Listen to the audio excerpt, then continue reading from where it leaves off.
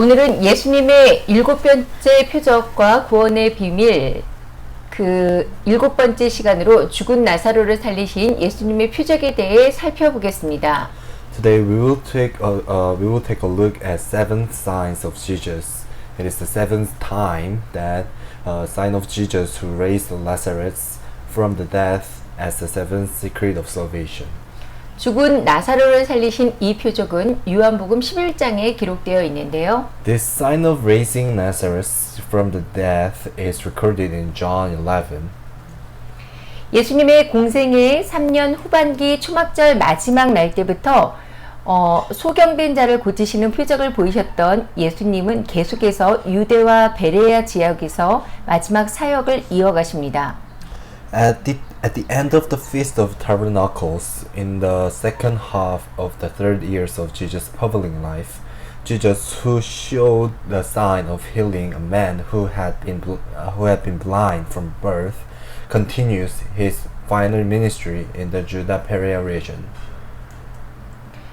먼저는 유대 인근 베다니의 그 마리아와 마르다의 집을 방문하셨고, 또 유대 베다니와 베레아 지역에서 기도에 대한 교훈과 표적을 구하는 죄, 또 진실한 청지기, 겨자씨와 누룩의 비유 등을 말씀하셨습니다. First, he visited the house of the Mary and Martha in Bethany, near Judea, and in the Bethany and Berea areas of Judah.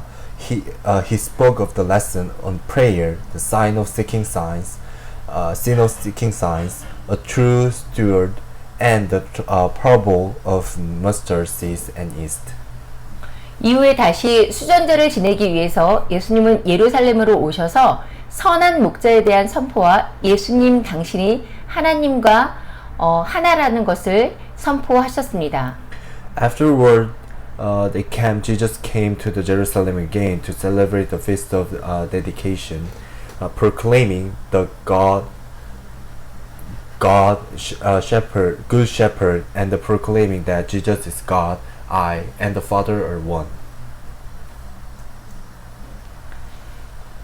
예수님을 잡아 돌로 쳐 죽이려는 유대인들을 이때 피해서 다시 요단강 동쪽에 있는 베다니로 가셔서 잃어버린 양과 돌아온 탕자 등 많은 비유를 통해 천국에 대해서 말씀을 하시는데요.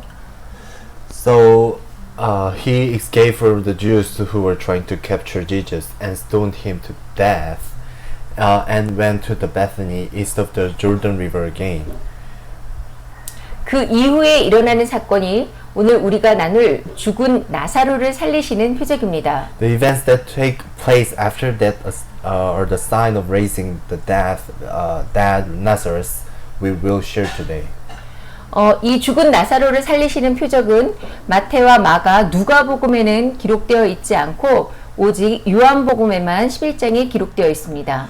The sign of the raising Lazarus from dead is recorded only in John 11, not in like Luke or Matthew or Mark. 요한복음 11장을 보면 베다니가 나옵니다. 지도를 보면 두 곳의 베다니가 있는데요. Bethany appears in the John chapter 11. If you look at the map, there are 2 Bethany locations. 그 중에서 예루살렘 남동쪽 3km 지점에 위치한 베다니로, 베다니는 히브리어로 빈민의 집, 아람어로는 베트아냐, 그러니까 고통의 집이라는 뜻을 가지고 있습니다. So among them, Bethany is located about like 3 kilometers southeast of Jerusalem. In Aramaic, it is placed with the meaning of El Azar, the place where the Lazarus is. 오늘날 아랍어로는 엘 아자리아, 그러니까 나사로가 있는 곳이라는 뜻을 가진 곳이 이 베단이라는 지역입니다. 신약의 그 마르다와 마리아, 나사로 형제가 살았던 곳이고요. 또 문둥병 환자였던 시몬의 마을이 이 베다냐죠. So today in Aramaic, the El Azara is where the place the Nazareth is. And in the New Testament, it is the village of the brothers Martha, Mary, and Lazarus, and Simon's leper. 오늘 표적은 이 베다니의 나사로 가족들에게 일어난 이야기입니다. So today's sign is the story of what happened to the Nazareth family in Bethany. 이 나사로와 마르다, 마리아는 주님과 아주 특별한 관계를 맺고 있었던 가족이었는데요. So Nazareth and Martha and Mary were a family that had a very special relationship with the Lord. 이 베다니에 있는 이 삼남매의 집은 예수님과 제자들이 예루살렘을 방문할 때마다 자주 숙소로 이용했던 곳으로 예수님께서는 이 나사로의 가정을 사랑하셨고 그리고 마르다와 마리아, 나사로도 주님을 아주 많이 사랑하고 주님을 극진히 섬겼던 사람들이었습니다. So this house of the three siblings was often used as a lodging place by Jesus and his disciples whenever they visited Jerusalem. Jesus loved Nazareth's family and Martha and Mary, and Nazareth also loved the Lord and served the Lord faithfully.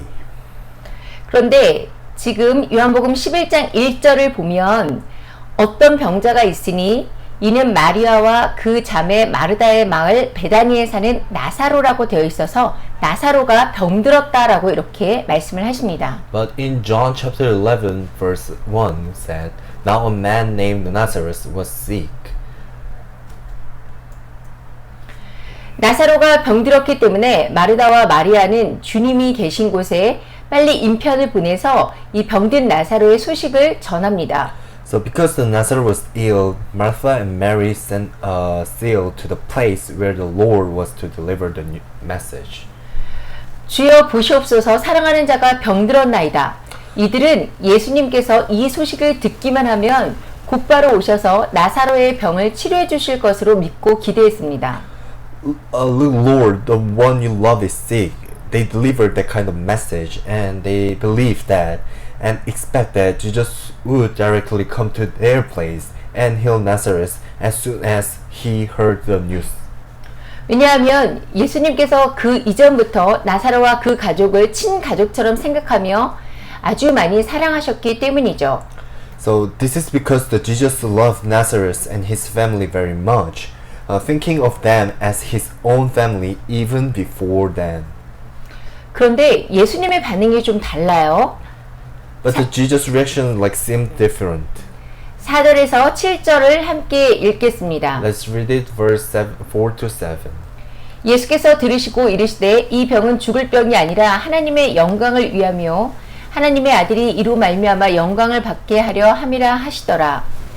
예수께서 본래 마르다와 그 동생과 나사로를 사랑하시더니 나사로가 병들었다 함을 들으시고 그 계시던 곳에 이틀을 더 유하시고 그 후에 제자들에게 이르되 유대로 다시 가자 하시니. So when he heard this, Jesus said, "This sickness will not end in death. No, it is for God's glory, so that God's Son may be glorified through it." Now Jesus loved it, Martha and her sister and Lazarus. So when he heard that Lazarus was sick, he stayed where he was 2 more days, and then he said to his disciples, "Let us go back to Judah." 나사로의 위독한 병세를 듣고도 예수님은 나사로에게 생긴 그 병이 죽을 병이 아니라고 이렇게 말씀을 하셨습니다. So even after hearing that he was in critical condition, Jesus said that Lazarus was not terminally ill. 그리고 더 나아가서 하나님의 영광을 위해서 생긴 병이라고 이렇게 말하면서 하나님의 아들이 이것으로 인하여 영광을 받게 하려는 것이라고 전혀 사람들이 알아들을 수 없는 말씀을 하고 계신 것입니다. Furthermore, he said completely incomprehensible words that it was a disease caused for the glory of God, so that the Son of God might be glorified through it. 그리고 이렇게 예수님이 사랑하는 나사로가 위독하다는 소식을 듣고도 예수님은 그 베레아의 베다니에서 이틀을 더 계셨습니다. So and even after hearing that Nazareth, whom Jesus loved, was in a critical condition, Jesus stayed 2 more days in Bethany in Berea. 예수님이 계신 요단강 동편 베레아 지역의 베다니에서 예루살렘 인근의 베다니까지는 빨리 가도 하루가 좋게 걸리는 거리입니다. So from the Bethany in Berea region on the east side of the Jordan River, where Jesus was located, to Bethany near Jerusalem, it took only 1 day to go quickly. 나사로의 소식을 가지고 온 그 전달자가 예수님께 오는데 이미 하루가 지나가 버렸기 때문에 지금 가도 3일째가 되는 거리죠. The messenger came to Jesus, but since a day has already passed, it is almost like 3 days. 그런데 이 소식을 듣고도 이틀이 더 지난 후에야 예수님께서는 제자들에게 유대로 다시 가자 이렇게 말씀을 하고 계시는데요. However, Jesus told his disciple to go to Judea after 2 days. 여러분 이상하지 않나요? Aren't you guys is weird? 예수님은 사랑하는 나사로와 그의 가족들을 위해 빨리 나사로가 있는 베다니로 서둘러서 왜 출발하지 않으셨을까요? Wouldn't Jesus have the hurriedly departed for Bethany, where the Nazareth is located, for the sake of his beloved Nazareth and his family? 가족같이 여기는 정말 사랑하는 사람이 아주 중요한 병에 걸려서 지금 생사가 왔다 갔다 한다면 당장 예수님이 달려가야 이야기가 되는데 이틀을 그곳에서 더 지체하셨다는 겁니다. So like Nazareth, whose sake his beloved and he looks like his family, he have to run right away to talk them, and that's where he was delayed. But that's where he was delayed 2 days. 예수님은 도대체 왜 그러셨을까요? Why did Jesus do that? 예수님은 나사로가 죽은 것을 친히 아시고 그러나 내가 깨우러 가노라 라고 이렇게 말씀하십니다. But Jesus himself know that Nazareth is dead and says, but I am going to wake him up. 제자들은 예수님의 이 말씀을 문자적으로 받아들여서 나사로가 깊은 잠을 자고 있다는 것으로 착각을 하는데요. So the disciples took Jesus' words literally and mistakenly thought that Lazarus was sleeping deeply. 예수님은 다시 나사로가 죽었다라고 명확하게 말씀을 하시죠. But Jesus again made it clear that Lazarus is dead. 그리고는 쉽게 이해되지 않는 말씀을 하시는데요. 15절을 함께 읽겠습니다.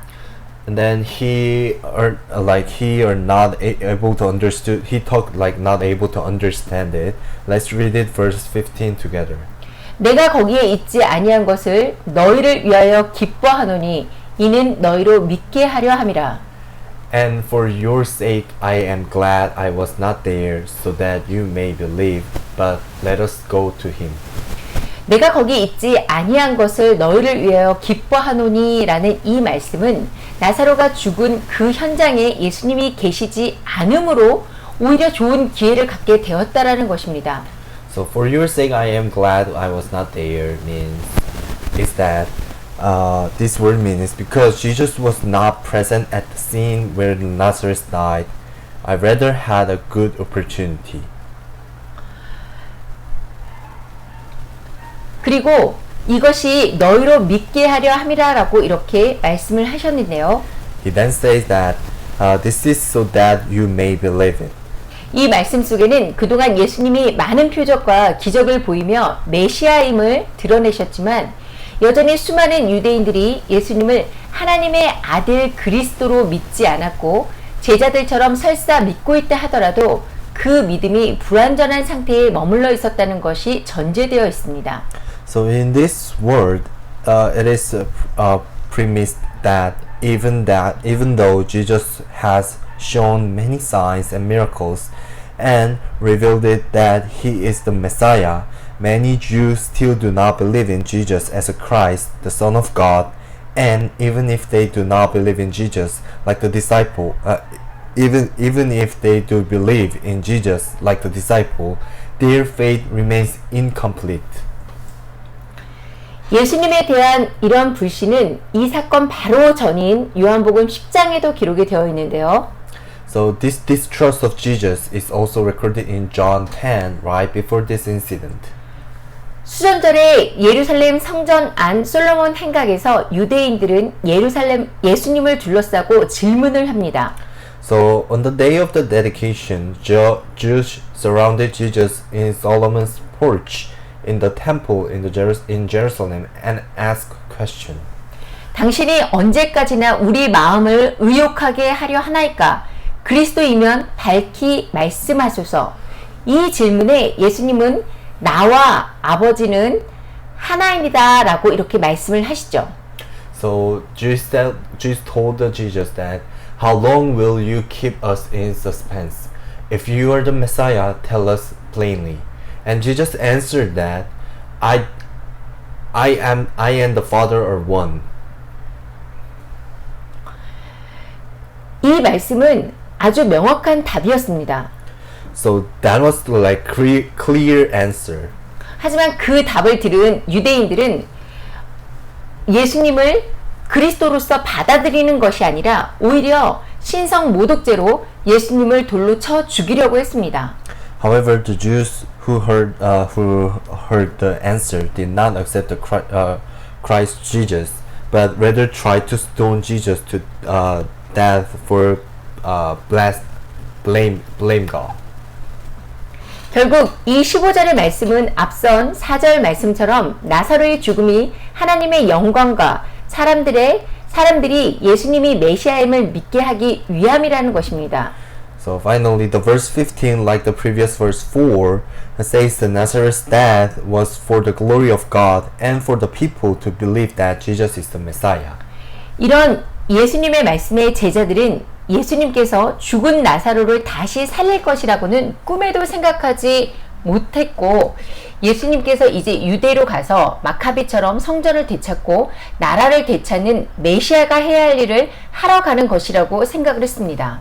So the disciple who hearing these words of Jesus, the disciple never thought that Jesus would raise the Nazareth from the dead, but they thought that Jesus was going to do that, to restore the temple and restore the kingdom like a Maccabees, doing what Messiah had to do.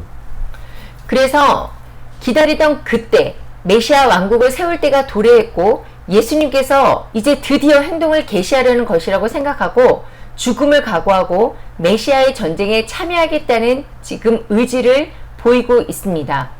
So at that time, they had been waiting for the time to establish the kingdom of Messiah had arrived, and they thought that Jesus was finally going to take action. So disciples tried to they prepare with death for the kingdom of Messiah.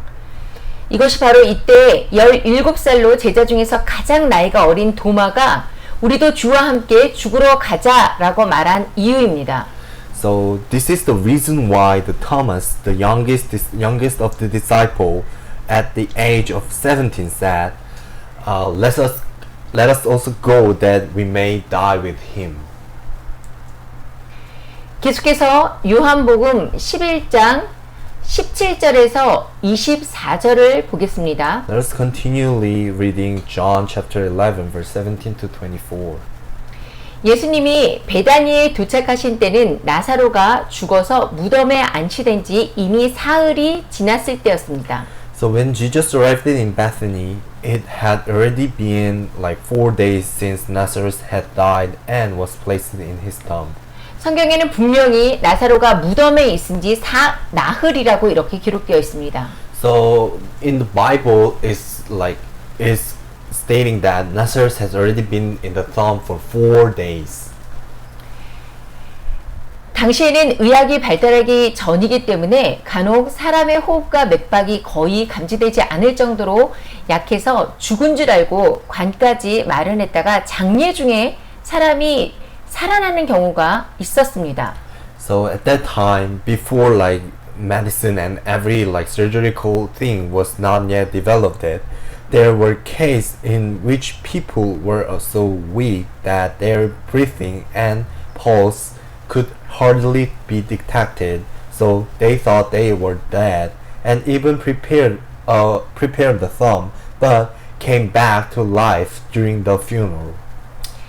장례식 때 3일간 시체를 매장하지 않고 그 이후에 매장하는 관습이 이런 문제 때문에 생겨났습니다. So at the funeral, the custom of not burning the body for 3 days and then burning it came into being. 하지만 예수님께서 나사로에게 도착했을 때는 이미 나사로가 죽은 지 4일이 지난 후였습니다. However, when Jesus arrived at Nazareth, it had already been 4 days since Nazareth died. 나사로는 누가 봐도 다시 살아날 가망성이 전혀 없는 확실히 죽은 시체 상태였죠. So it was like clearly a dead body with no hope of coming back to life. 벌써 많은 유대인들이 나사로에 대한 죽음의 소식을 듣고 마르다와 마리아를 위로하기 위해서 와 있는 상태였습니다. And many Jews had already come to Nazareth to comfort Martha and Mary after hearing the news of his death. 이렇게 아무런 희망이 없을 때 예수님이 오신다는 말을 듣고 마중 나간 마르다는 예수님께 주께서 여기 계셨더라면 내 오라비가 죽지 아니하였겠나이다 라며 안타까움을 드러냅니다. So when there is no hope like this, when she heard that Jesus was coming, Martha went out to meet him and expressed her sadness, say to Jesus like this, "If you had been here, my brother would not have died." 이 마르다의 말은 예수님이 만약 미리 오셨다면 나사로의 병을 고쳤겠지만 이제 죽었고 벌써 죽은 지 나흘이나 지났기 때문에 어쩔 도리가 없이 다 틀렸다라는 뜻입니다. So this Martha words means that if Jesus has come earlier, he would have healed the sick, but he is dead now, and since it has already been 4 days, it means that he has no choice but to be wrong. 32절을 보면 마리아 역시 마르다와 같이 동일한 말을 예수님께 하죠. If you look at like 32, Mary also says the same thing to Jesus as Martha. 그런데 이렇게 말하는 마르다에게 예수님은 내 오라비가 다시 살아날 것이라고 말씀을 하셨습니다. Then Jesus told Martha that your brother will rise again. 다시 살아날 것이라는 예수님의 말씀에 마르다는 마지막 날 부활 때에는 다시 살아날 줄을 내가 아나이다 라고 대답을 하는데요. When Jesus said that he would rise again, he told Martha answered that I know he will rise again in the resurrection at the last day. 이 대답을 통해서 우리는 마르다가 당시 부활에 대한 신앙을 가지고 있었음을 알 수 있었습니다. 하지만 마르다는 이 부활은 마지막 날에 일어날 일이기 때문에 지금 당장 죽은 나사로가 다시 살아나는 일이 일어난다는 것은 상상하지도 못했습니다. So this answer showed that Martha had faith in the resurrection at the time. However, since the resurrection was to happen on the last day, Martha could not have imagined that the dead Nazareth would rise again right now. 예수님은 마르다의 잘못된 인식을 바로잡아 주기 위해 아주 중요한 말씀을 하십니다. So Jesus says very important words to correct the Martha's wrong perception. 그 말씀이 요한복음 11장 25절과 26절에 기록되어 있는데요. 함께 읽어보겠습니다. That word is John 11:25 to 26. Let's read it together. 예수께서 이르시되 나는 부활이요 생명이니 나를 믿는 자는 죽어도 살겠고 무릇 살아서 나를 믿는 자는 영원히 죽지 아니하리니 이것을 내가 믿느냐? So Jesus said to her, I am the resurrection and the life. The one who believes in me will live, even though they die, and whoever lives by believing in me will never die. Do you believe this? 이 말씀은 죽은 나사로를 살리시는 오늘의 표적 중에서 가장 핵심적인, 가장 중요한 말씀입니다. So this word is most important word among today's signs of raising Nazareth from the dead. 예수님이 부활이고 생명이며 곧 예수님이 하나님이심을 말씀하고 있습니다. So it's saying that Jesus is the resurrection and the life, and that Jesus is God. 이 말씀을 듣는 마르다는 주는 그리스도시요 세상에 오시는 하나님의 아들이신 줄 내가 믿나이다라고 대답을 했습니다. And Martha, upon hear this, Martha replied that I believe that you're the Messiah, the Son of God, who is to come into the world. 이 마르다의 고백은 베드로의 고백과도 정확하게 일치를 하는데요. The Martha's confession is exactly the same as Peter's.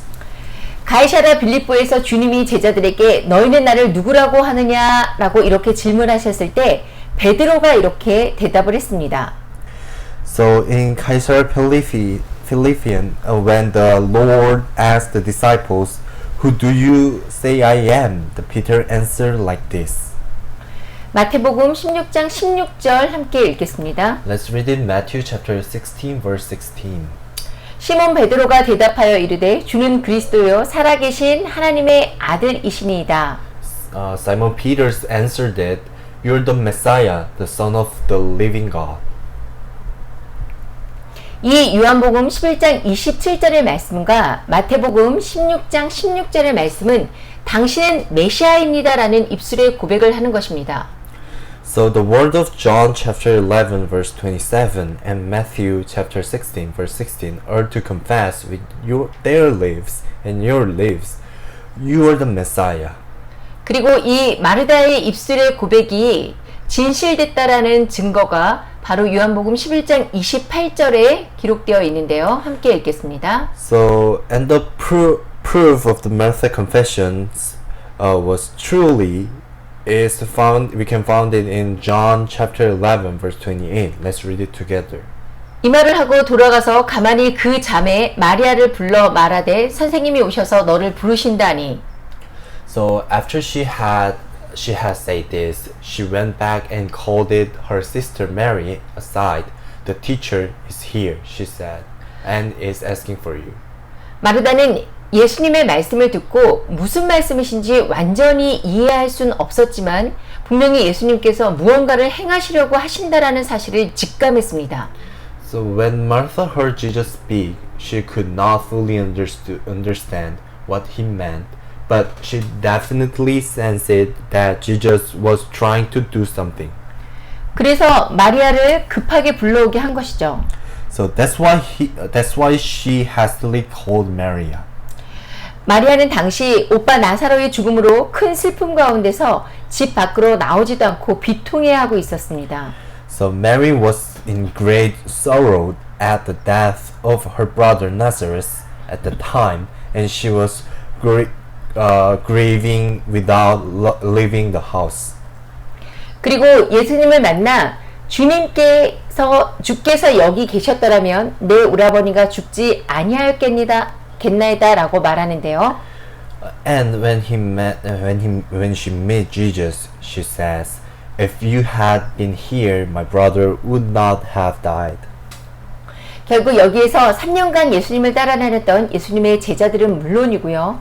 가장 아끼셨던 남매들이었던 마르다와 마리아 모두 믿음의 시험대에서 한 명도 통과하지 못하고 부활에 대해서 또는 예수님에 대해서 누구 하나 100% 이해하지도 못하고 신뢰하지도 못했음이 드러나고 있습니다. After all, no one of the disciples of Jesus who had followed Jesus for 3 years here, as well as Martha and Mary, who were siblings whom they cherished the most, failed it to pass the test of faith and did not trust anyone 100% in the resurrection or in Jesus revealed it. 예수님이 우리 인간과 같은 육신으로 오셨기 때문에 하나님이시라는 것과 창조주 하나님이시라는 것을 100% 이해하지 못했던 것입니다. Also, since Jesus came as a human body, they did not understood like 100% that he was God and that he was the creator God. 예수님은 마리아가 우는 것과 함께 온 유대인들이 우는 것을 보시고 심령의 비통이 여기셔서 불쌍히 여기셨다라고 요한은 기록하고 있는데요. So John recorded that when Jesus saw Mary weeping and the Jews who came with her weeping, he was like grieved in spirit and had compassion. 여기에서 비통이 여기다, 이 비통이 여기다라는 말의 헬라어는 엠브리오 마오마이로 책망하다, 그리고 분개하다, 비통이 여기다라는 뜻을 가지고 있습니다. So in the word in Bible, John chapter 11:33 said he was deeply moved in spirit. Mean is that in Hebrew that every maomai means that to be moved with anger, like to be administratively anger in indignation. 예수님은 무엇에 비통해하고 분개하고 계셨던 것일까요? So what was Jesus like anger and resentful about it? 이것에 대해서 여러 가지 견해가 있는데 여전히 예수님이 창조주 하나님을 완전히 이해하지 못하고 있는 그 유대인들의 불신앙에 대해서 분노하고 있다라는 견해와 또 이렇게 나사로를 사망으로 죽음으로 이끈 그 사망의 세력인 사단에 분노하고 노하셨다라고 보는 견해가 가장 대표적인 해석입니다. So there are several views on this. The most representative interpretation are the view that Jesus' anger at the disbelief of the Jews who still do not fully understood and believe that Jesus is the creator God. And also the second view is that Jesus is angry with the Satan, the force of that. 단순히 그냥 아주 슬픔에 크게 잠기셨다라는 뜻이 아닌 것입니다. It's not just like anger or sad, deeply sad. 여기에는 분명히 분노하셨다라는 그 뜻을 가지고 있다는 걸 기억하시기 바랍니다. So in Bible in John chapter 11:33 is stating that he is deeply moved in his spirit and he was angered to that. 그리고 또 이어진 불쌍히 여기사라는 뜻을 가진 이 헬라어 타라소는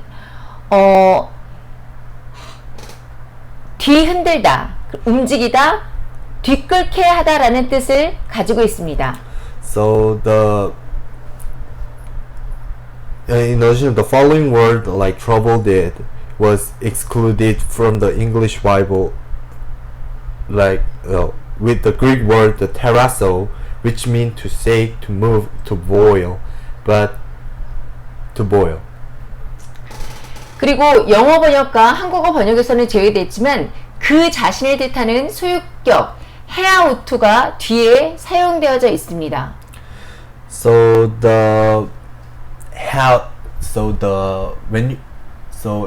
health excluded like English translation and Korean translation Bible is excluded, but health means which means himself has been used. 그래서 이 원어를 보면 예수님의 심정이 조금 더 확실하게 이렇게 와 닿을 수 있는데요. 예수님은 인간을 유혹해서 죄를 지어 죽게 만든 그 원흉인 사단 마귀에 대한 분노와 마치 이런 마음이 마음속에서 소용돌이 치는 것처럼 그 영혼의 파동을 품고 마리아에게 지금 그를 어디 두었냐, 그러니까 죽은 나사로를 어디에 두었냐라고 이렇게 묻고 계신 것입니다. So if you look at the original language, you can see that the heart of Jesus at the time more clearly, and Jesus felt anger like boiling over the devil, like the power of death. So Jesus asked Mary, "Where did you put him?" 또 35절을 보면 예수님께서 눈물을 흘리셨다라고 기록되어 있습니다.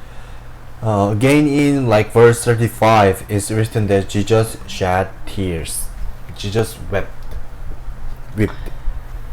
예수님은 사망의 세력인 마귀의 끓어오르는 분노를 느끼셨고 죄로 인해 인간이 겪는 죽음의 공포와 슬픔, 인간의 한계의 그 상황을 보시면서 지금 눈물을 흘리셨던 것입니다. So Jesus felt the anger of boiling over the devil and the power of that, and he shed tears. He wept as he saw the situation of human limitation, the fear and sorrow of that the human experiences due to sin.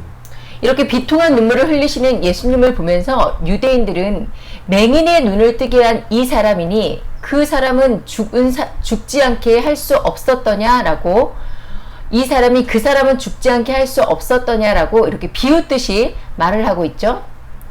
So seeing Jesus weeping bitterly like this, the Jews mockingly says, "Couldn't this man who opened the eyes of the blind man prevent that man from dying?" 이 말은 정확하게 예수님의 그 십자가의 죽음을 연상시키고 있지 않나요? Doesn't this verse exactly reminding you of Jesus' death on the cross? 예수님은 맹인의 눈을 뜨게 하는 그 창조적인 기적을 행하신 분이셨지만 병든 나사로를 죽음에서 살리지는 않았습니다. Jesus was the one who performed the creative miracles by opening the eyes of the blind, but he did not raise the sick, Lazarus from the dead. 물론 잠시 후에 예수님은 나사로를 다시 살리시죠. But of course, Jesus bringing Lazarus back to life. 하지만 이것보다 더 의문이 드는 사건이 일어나게 되죠. But more questionable events than this will happen. 예수님은 맹인의 눈을 뜨게 하고 죽은 나사로를 다시 살리지만 결국 예수님 자신은 십자가에 달려 죽게 될 것입니다. Jesus will open the eyes of the blind and bring the dead Lazarus back to life. However, in the end, Jesus will be crucified on the cross. 그리고 사람들은 이렇게 말을 할 것입니다. And people will say like this. 맹인의 눈을 뜨게 한 이 사람이 십자가에서 내려올 수는 없었더냐? So, couldn't this man who opened the eyes of the blind man came down from the cross?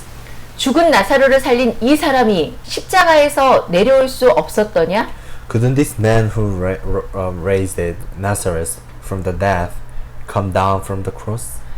사람들이 예수님을 조롱할 것입니다. People will mock Jesus. 당신이 하나님의 아들 그리스도라면 십자가에서 내려오라. 너 자신을 구원하라. 내가 그리스도가 아니냐? 이렇게 말할 것이죠. So people will say like this. If you're the Christ, the Son of God, come down from the cross. Save yourself, aren't you not Christ? 예수님은 이미 사람들이 던질 말들을 알고 있었고 이 말은 예수님의 평생에 들어야 하는 말 중에서 가장 가슴 아프고 비통한 말일 것이었습니다. So Jesus already knew what people would say, and these are probably the most heartbreaking words Jesus will ever heard in his lifetime. 이 말씀에 예수님께서는 다시 속으로 비통히 여기셨다라고 이렇게 기록되어 있습니다. So again, like verse 38, Jesus again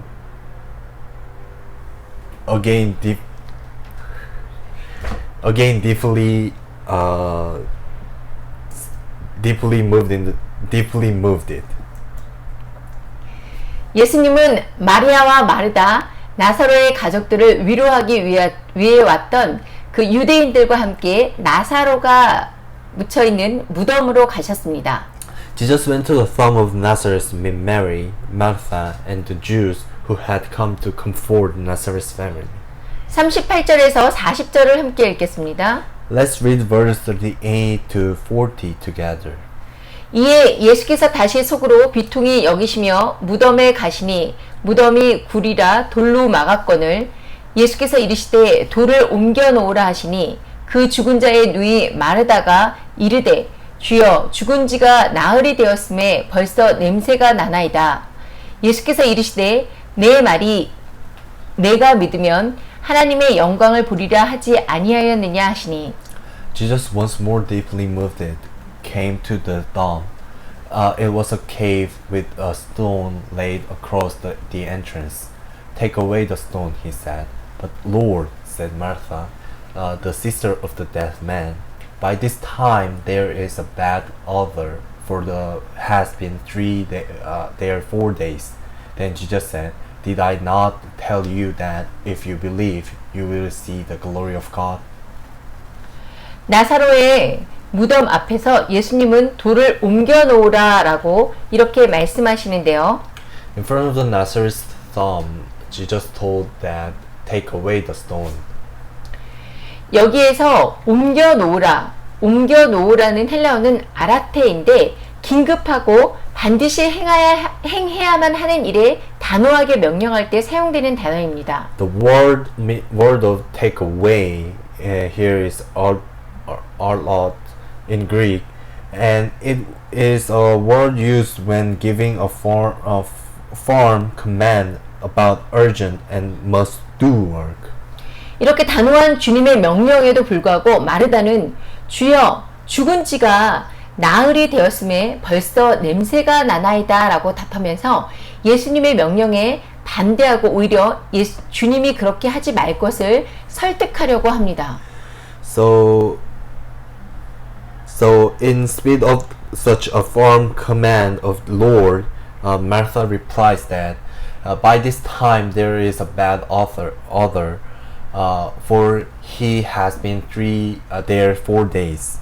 The reason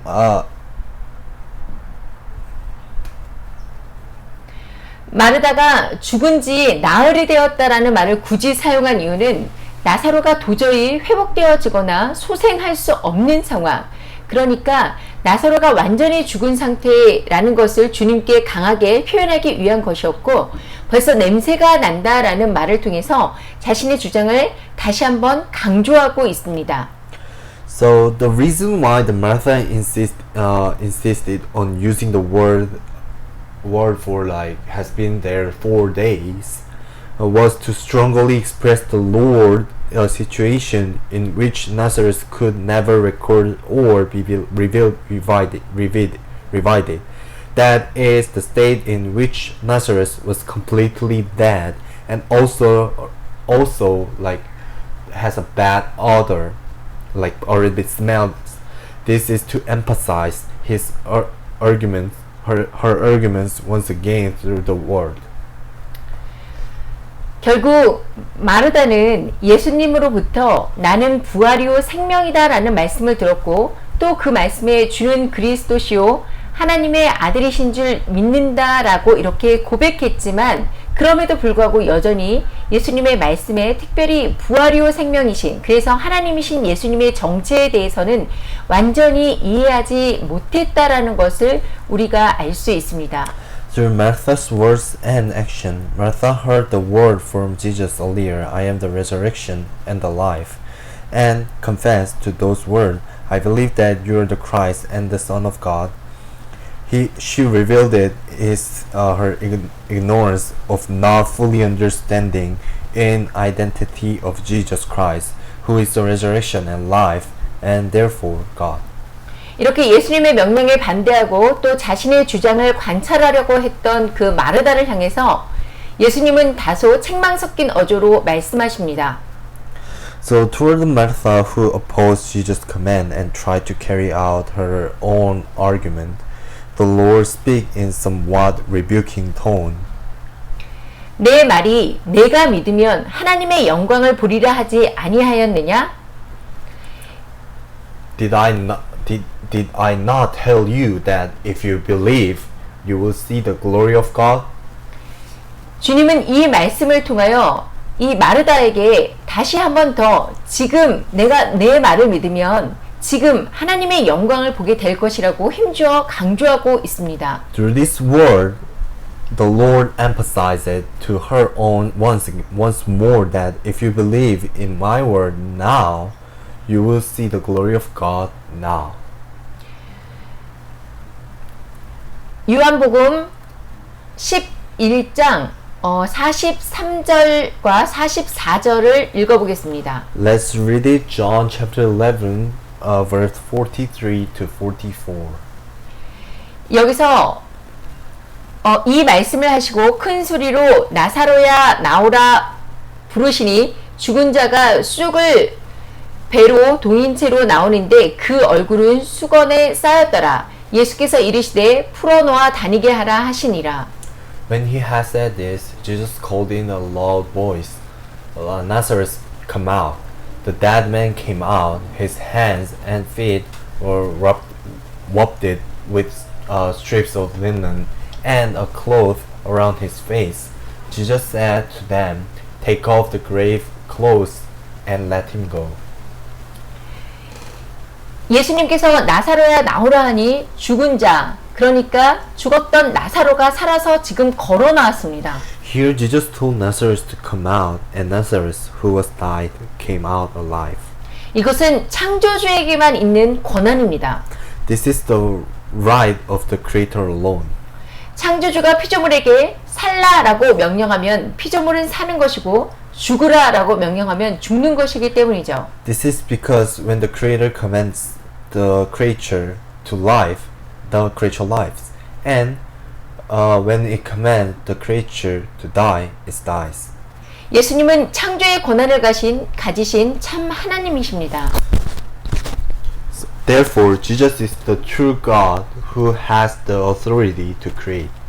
그런데 이때까지만 해도 사람들은 메시아란 자신의 삶을 가난과 질병에서 벗어나게 해서 번영시키는 왕 정도로만 알고 있었습니다. So up to this point, people only knew that the Messiah was a king who made his life prosperous by freeing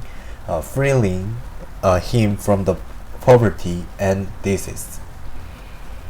메시아가 죽음 자체에서 다시 부활하여 살게 하실 수 있는 분이라고는 미처 상상하지도 또 생각하지도 못했던 것입니다. It never occurred to him that he could rise again from the death itself and bring us to life. 하지만 메시아란 우리를 구원하시는데 가난과 질병뿐 아니라 그 모든 것의 근본적인 원인인 죄와 사망의 권세로부터 구원하시는 분이 바로 메시아인 것입니다. However, the Messiah is the one who saves us not only from like poverty and disease, but also from the power of sins and death, which is the root cause of everything. 또 예수님께서 41절에 이 말씀처럼 자신의 힘으로 한 것이 아닌 자신의 아버지 하나님께서 하신 것을 증명하고 또 자신이 10장 30절의 말씀처럼 자신이 하나님과 하나님을 증명하는 표적이 바로 이 나사로를 살리신 표적인 것입니다. It's again, as Jesus said in verse 41, it is a sign that proves that he did not do it with his own strength, but that God his Father did it, and that he proves that he is one with God, as he said in verse John chapter 10 verse 30. 예수님이 사랑하는 그 나사로가 병들었다는 소식을 듣고도 곧바로 나사로에게 가지 않으시고 나사로가 죽은 지 사흘 만에 나타나셔서 이 표적을 보이신 이유는 바로 예수님이 곧 창조주 하나님이시라는 것을 보여주기 위함이었습니다. So the reason why Jesus showed this sign after the Lazarus died after 4 days, that he performed today's signs to show that Jesus is the Creator God. 요한복음 11장 25절에 예수께서 이르시되 나는 부활이요 생명이니 라고 말씀하셨고 이 말씀은 생명 자체가 창조주에 의해서 결정된다라는 것을 의미합니다. So in John chapter 11 verse 25, Jesus said, I am the resurrection and the life, which means that life itself is determined by the Creator. 그러므로 예수님께서 25절에 하신 말씀은 내가 너희의 생명을 결정할 수 있다. 나는 단지 너희를 치료해주는 의사 정도가 아니라 삶과 죽음을 결정하는 하나님 일이라는 것을 말씀하고 계신 것이죠. Therefore, what Jesus said in verse 25 is that I can decide in your life. I am not just a doctor who treats you, but God who decides life and death. 죽은 나사로를 다시 살리신 그 주님은 십자가 사건 후에 친히 스스로 부활하시기도 하신 분입니다. So Lord who raised the Nazareth from the dead is the one who personally resurrected himself after the crucifixion. 그래서 7번째 표적의 주인공이신 예수님은 하나님의 아들 그리스도이시고 또한 하나님과 하나 되십니다.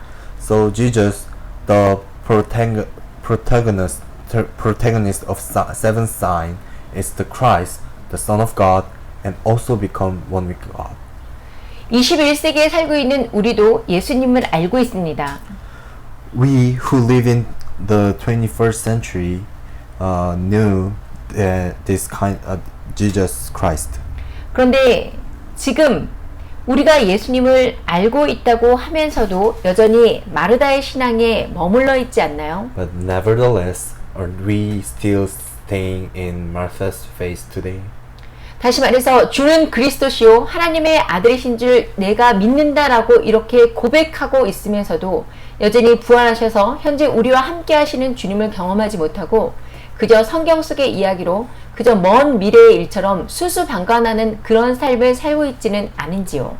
In other words, even though we confess, I believe that you are the Christ and the Son of God, do we not experience the resurrection Lord who is with us today and just ignore the stories in the Bible as if they were in the distant future?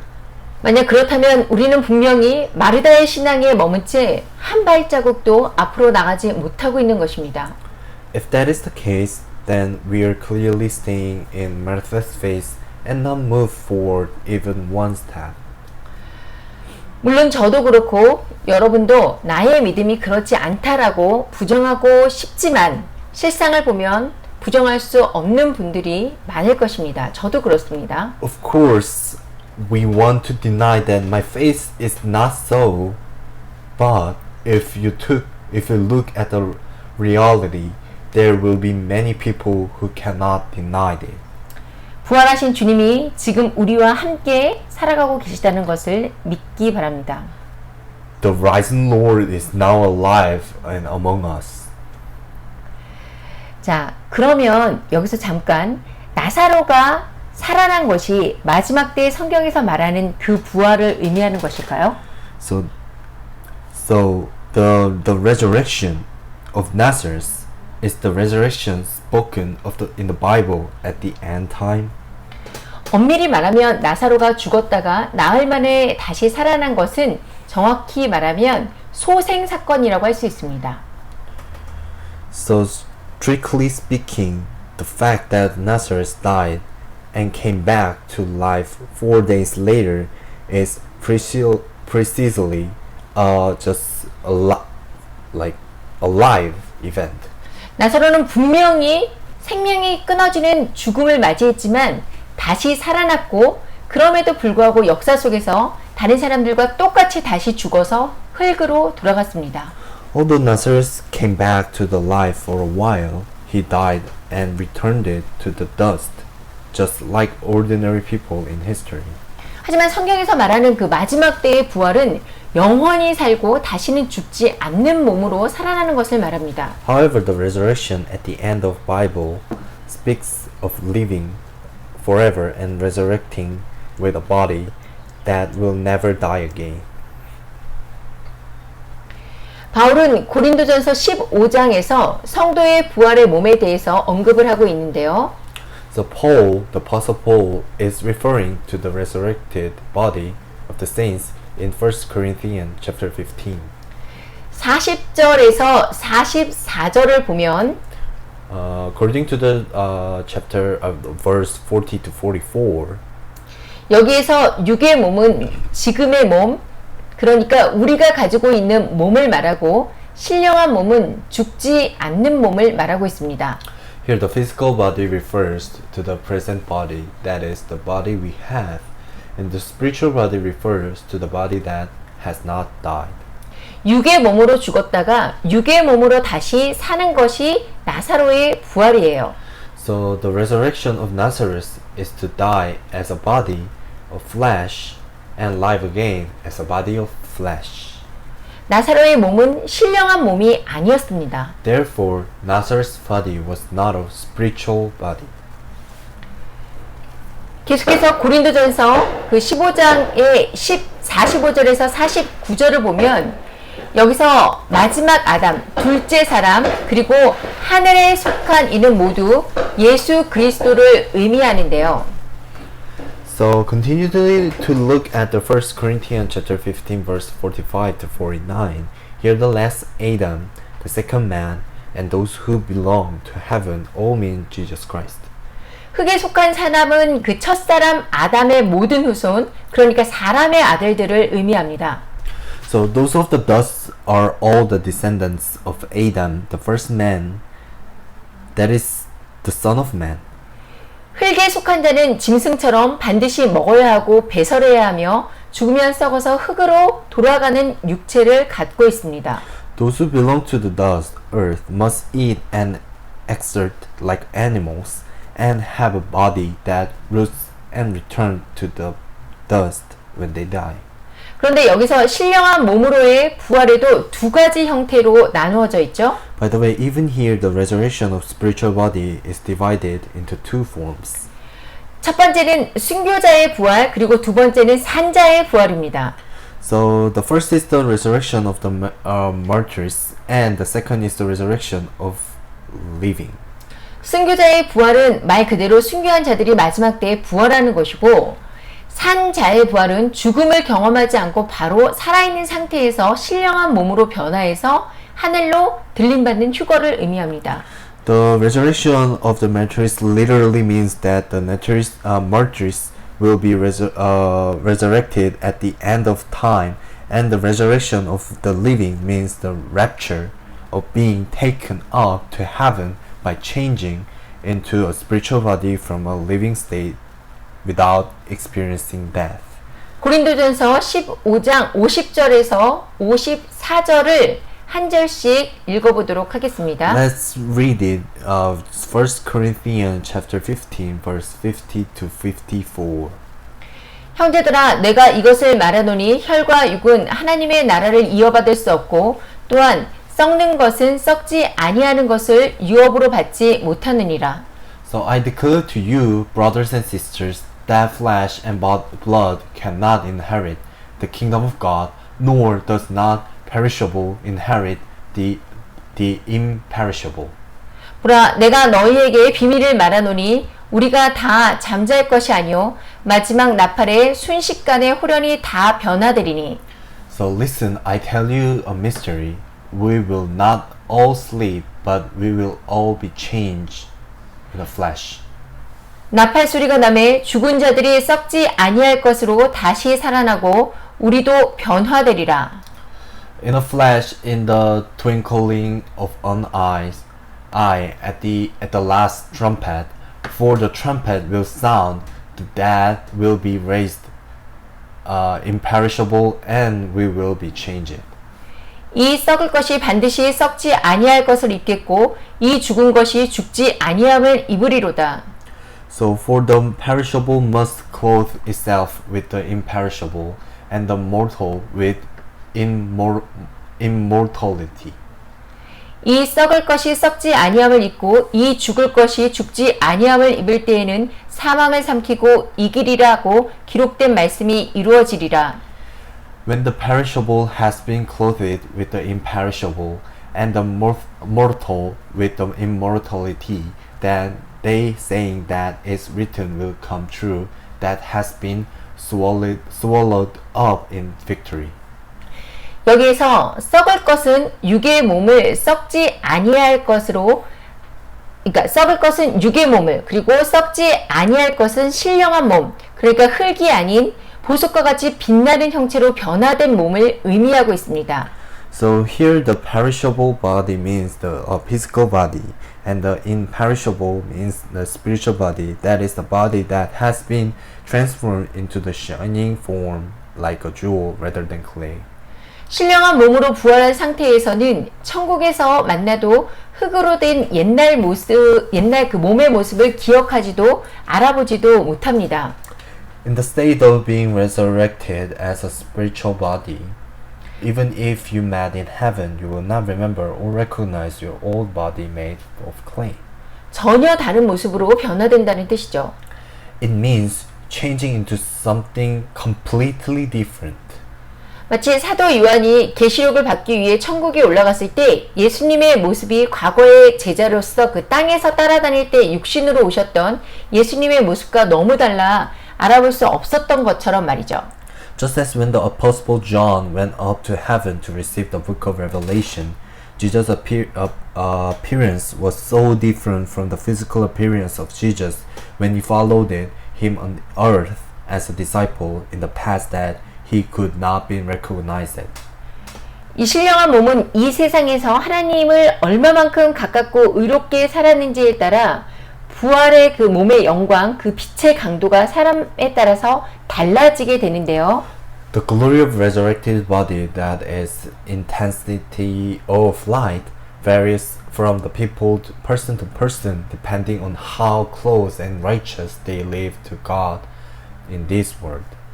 해의 영광, 달의 영광, 별의 영광이 다 다른 것처럼 그날이 되면 우리 영혼의 그 영광의 빛의 강도가 모두가 다 달라서 그 빛의 정도에 따라서 천국에서도 계급이 나뉘게 될 것입니다. Just as the glory of sun, moon, and stars are all different on that day, that intensity of the light of the glory of our souls will all be different, and the ranks in heaven will be divided according to the degree of light. 마지막 때 이 신령한 부활의 몸의 영광, 그 빛의 강도가 더 높고 찬란하게 빛이 나려면 땅에서 어떻게 살아야 할까요? So how should we live on earth in order to for the glory of this spiritual body of resurrection at the end of time? That is to shine with a higher intensity and shine more brilliantly. 다니엘서 12장 3절 말씀을 함께 읽겠습니다. Let's read Daniel chapter 12 verse 3. 지혜 있는 자는 궁창의 빛과 같이 빛날 것이요 많은 사람을 옳은 대로 돌아오게 한 자는 별과 같이 영원토록 빛나리라. Those who are wise will shine like a brightness of heaven, and those who lead many righteousness like the stars forever and ever. 그러니까 여기서 궁창의 빛은 일반적으로 해와 달의 빛을 의미하는데요. 그러니까 마지막 때 지혜 있는 자가 되면 해의 영광, 달의 영광처럼 빛나는 몸으로 부활하게 되고 또 많은 사람들을 옳은 대로 돌아오게 하는 자, 즉 진리를 전하며 의로 돌이키게 하는 사람은 별과 같은 영광으로 빛날 것이라는 뜻입니다.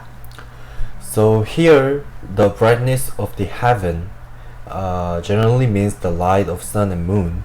So at the end of time, those who are wise and will be resurrected with bodies that shine like the crystal lunar glory, and those who bring many people back to righteousness. That is, those who preach the truth and turn them to righteousness will shine with star-like glory. 우리는 지금까지 생명의 부활에 대해서 나누었는데요. 여러분 성경에는 또 다른 부활, 심판의 부활도 기록하고 있습니다. We have been talking about the resurrection of life so far. 요한복음 The Bible also recording another resurrection, the resurrection of judgment. 요한복음 5장 29절을 함께 읽겠습니다. Let's read it, John chapter 5 verse 29. 선한 일을 행한 자는 생명의 부활로 악한 일을 행한 자는 심판의 부활로 나오리라. And come out, those who have done what is good will rise to life, life, and those who have done what is evil will rise to be condemned. 이 구절에서 잠깐 오해하실 수 있는 게 선한 일을 행한 자가 생명의 부활이 된다 해서 마치 행위 구원을 주장할 수도 있는데 이것은 행위로 구원을 받는 것은 아닙니다. 그런 의미가 아니에요. So you can confuse some of this part. According to the 29, who have done what is good will is not meaning for the salvation with your will or with your acting. 구원은 우리의 우리가 행한 일, 착한 일을 했다고 해서 구원받는 것이 아니라 예수님의 죽음으로 대속받고 그 예수님의 십자가를 믿음으로써 구원에 이르는 칭의가 일어납니다. So only one thing for the salvation is not our good will or our good acting or righteousness. The only one thing is that only one thing is that only believing by Jesus Christ is the only one way to get salvation. 근데 여기 지금 심판의 부활이 등장해요. There is a right to be the condemned. 성경 곳곳에 두 종류의 몸의 부활에 대해서 이야기가 등장합니다. Throughout the Bible, two types of bodily resurrection are spoken of. 바로 의인의 부활과 악인의 부활이죠. So it's the resurrection of righteous and the resurrection of wicked. 사도행전의 저자는 생명의 부활과 심판의 부활을 의인의 부활과 악인의 부활로 표현을 했습니다. The author of Acts expressed the resurrection of life and the resurrection of judgment as a resurrection of righteous and wicked. 구약에도 역시 두 가지 부활이 예언되어 있습니다. Two resurrections are also prophesied in the Old Testament. 다니엘서를 보면은 자는 자 중에서 깨어 영생을 얻는 자는 생명의 부활을 받고 영원히 부끄러움을 받는 자는 심판의 부활을 받는 것입니다. So according to the Daniel's, those who wake up from sleep and gain eternal life will be resurrected, and those who are put to eternal shame will be resurrected in judgment. 사도 바울도 예수 그리스도께서 심판주로 오실 때 그리스도 안에서 죽은 자들이 먼저 부활한다고 예언을 했습니다. So Apostle Paul also clearly prophesies that when Jesus Christ comes as judge, the death in Christ will be resurrected first. 이 말씀은 예수 그리스도를 믿고 자신의 죄 문제를 해결받고 주님을 위해서 살았던 성도들은 생명의 부활에 참여한다라는 것입니다. So this means that saints who believe in Jesus Christ have their sin problems resolved and live for the Lord will participate in resurrection of life. 계시록 20장 2절에서 5절 말씀을 함께 읽겠습니다. Let's read it, Revelation chapter 20 verse 2 to 5. 또 내가 보좌들을 보니 거기에 앉은 자들이 있어 심판하는 권세를 받았더라. 또 내가 보니 예수를 증언함과 하나님의 말씀 때문에 목배임을 당한 자들의 영혼들과 또 짐승과 그의 우상에게 경배하지 아니하고 그들의 이마와 손에 그의 표를 받지 아니한 자들이 살아서 그리스도와 더불어 1000년 동안 왕노릇하리니 그 나머지 죽은 자들은 그 1000년이 차기까지 살지 못하더라. 이는 첫째 부활이라.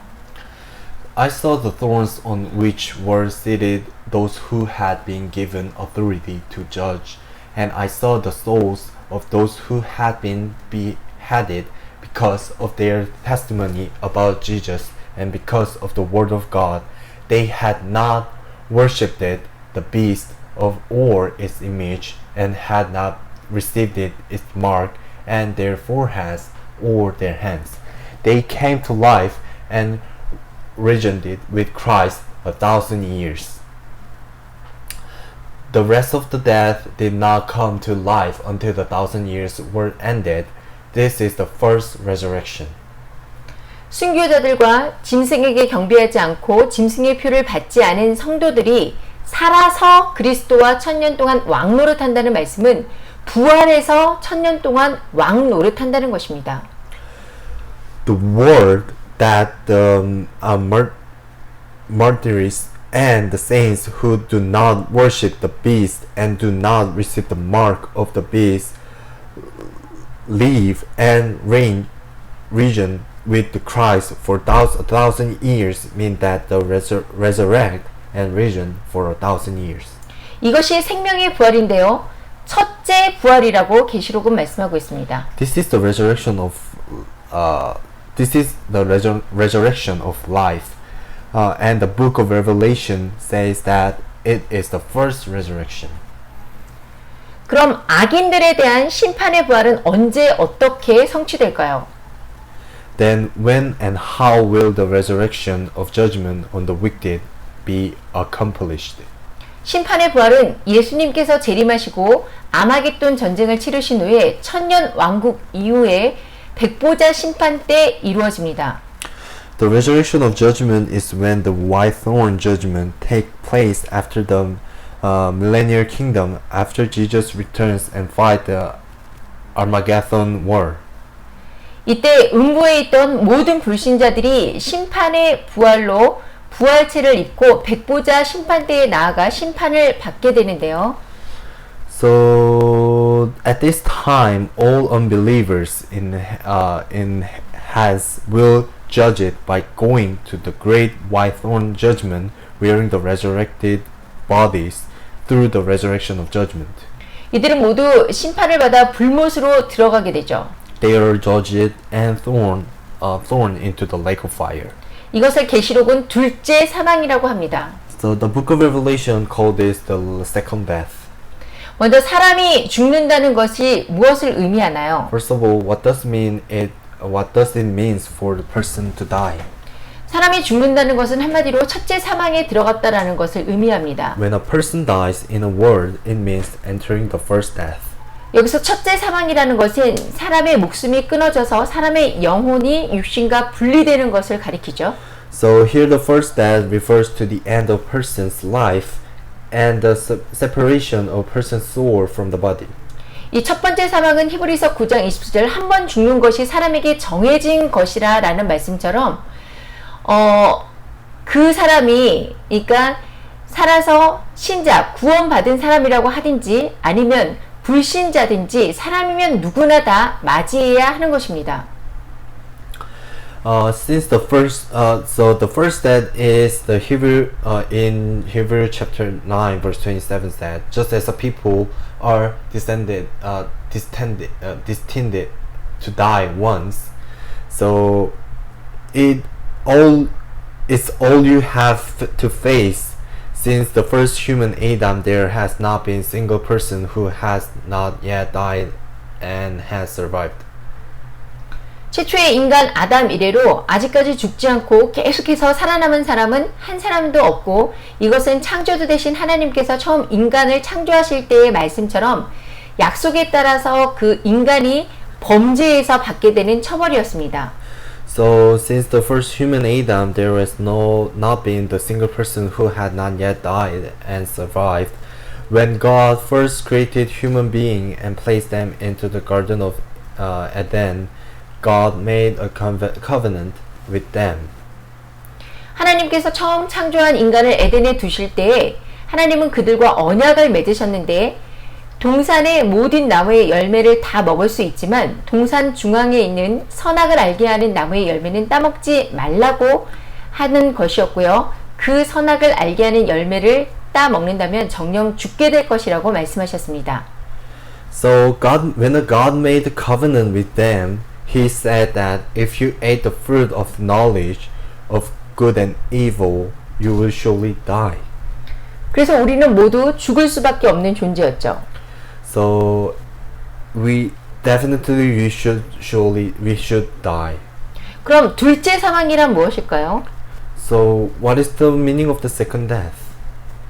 둘째 사망이라는 용어는 요한계시록에만 등장하는 단어인데요. The term second death appears only in the book of Revelation. 계시록의 둘째 사망에 관한 구절을 읽어보겠습니다. Let's read the verse related to the second death in the book of Revelation. 귀 있는 자는 성령의 교회들에게 하시는 말씀을 들을지어다. 이기는 자는 둘째 사망의 해를 받지 아니하리라. Whoever has ears, let them hear.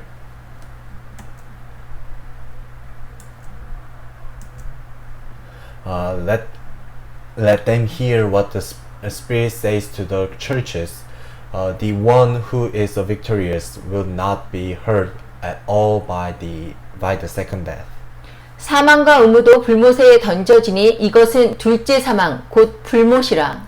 So then death and Hades were thrown into the lake of fire. The lake of fire is the second death.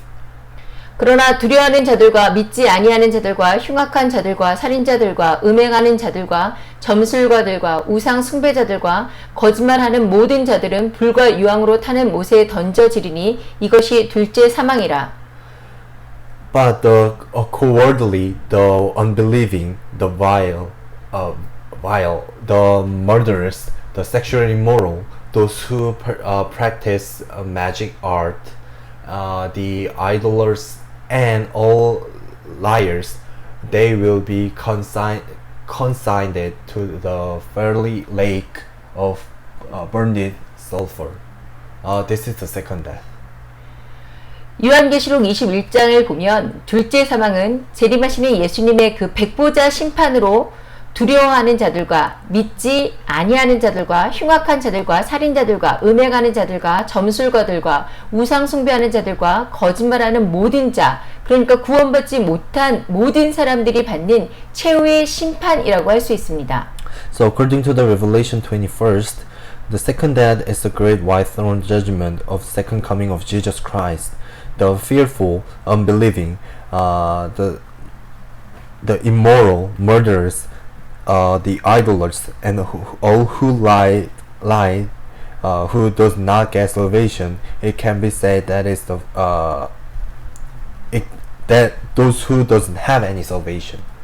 이런 불신자들과 악인들은 심판의 부활로 몸을 가지고 사탄의 세력들과 함께 영원한 심판인 불못에 던져지게 되는 것입니다.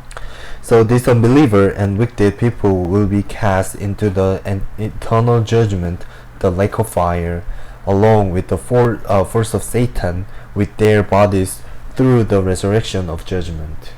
예수님이 십자가와 부활의 복음을 믿고 죽은 사람, 그러니까 즉 이기는 자들은 예수님이 부활하신 것처럼 생명의 부활로 다시 살지만 예수님을 믿지 않고 죽은 악인들은 심판의 부활로 심판받고 둘째 사망의 해를 받게 됩니다. Those who die by believing the gospel of Jesus, cross and the resurrection, that is, those who overcome will live again through the resurrection of life, just as Jesus was resurrected. But the wicked who die without believing in Jesus will be judged by the resurrection of judgment and suffer the harm of the second death. 이 세상에 태어난 사람들은 예외 없이 이 두 부활 중에 하나를 받게 됩니다. All born into this world without any exception will receive one of these two resurrections. 여러분은 어떤 부활에 참여하고 싶으신가요? What kind of resurrection do you want to participate in? 예수님은 죄의 문제로 죽을 수밖에 없는 우리들을 위해 우리의 죄를 대신해서 십자가에서 죽으시고 부활하셨습니다. So Jesus crucified on the cross for our sins and was resurrected for us who had no choice but to die because of the problem of sin. 그리고 예수님은 말씀하십니다. And Jesus says, 나는 생명이요 부활이니 나를 믿는 자는 죽어도 살겠고 무릇 살아서 나를 믿는 자는 영원히 죽지 아니하리라. I am the resurrection and the life. That the one who will live in me will live, even though they die, and whoever lives by believing in me. 여러분 아직 이 땅에서 숨이 붙어 있다는 것은 나에게 아직까지 구원의 기회가 있다라는 뜻입니다.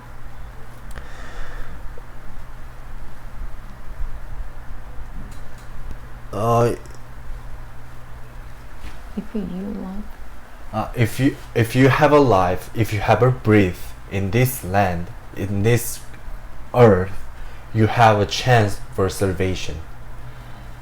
저와 여러분이 자신의 죄 문제를 해결받고 성령으로 예수 그리스도의 생명을 받아 거듭난 성도로서 끝까지 순종하며 생명의 부활에 참여하여 궁창의 빛, 해와 달의 영광처럼 빛나는 하나님의 신령한 몸을 받기 위해 기도하며 준비하는 자가 되도록 야슈아 마슈의 이름으로 축복합니다.